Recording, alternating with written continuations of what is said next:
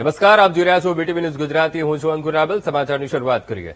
સુરતમાં હત્યાના આરોપીને ફાંસીની સજા ફટકારવામાં આવી છે અને કોર્ટે આરોપી બેચર કાકડિયાને સજા ફટકારી છે.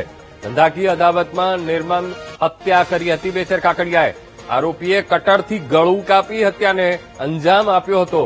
પિતા સાથેની અદાવતમાં દીકરાની હત્યા કરી હતી અને આરોપી અગાઉ પણ હત્યાને અંજામ આપી ચૂક્યો હતો. તો હવે કોર્ટે સજા ફટકારી છે. હત્યારાને ફાંસીની સજા સંભળાવવામાં આવી છે. આરોપીએ નિર્મમ હત્યાને અંજામ આપ્યો હતો અને હવે આરોપી ફાંસીના માછડે લટકશે. આજ મુદ્દે સંવાદદાતા ધ્રુવ ફોનલાઈન પર જોડાઈ ગયા છે. ધ્રુવ, સુરતમાં હત્યાના એક આરોપી જેને ફાંસીની સજા સંભળાવવામાં આવી છે, આખો મામલો શું છે? બિલકુલ, સુરતમાં જે છે તે વધુ એક વખત જે કોર્ટ દ્વારા એક ફાંસીની સજાનો હુકમ કરાયો છે. ખાસ કરીને હત્યાના કેસમાં આરોપીને આ ફાંસીની સજા ફટકારવામાં આવી છે.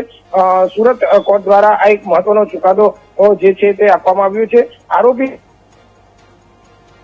પ્રકારની સજા ફટકારાઈ છે, જેમાં ધંધાકીય અદાવતમાં આ બેચર કાકડિયા દ્વારા એસિડ નાખી અને કટરથી તેમનું ગળું કાપી હત્યા કરી નાખવામાં આવી હતી. તેના જે ધંધાકીય લેવડ દેવડની અદાવતમાં કૃત્ય કર્યું હતું.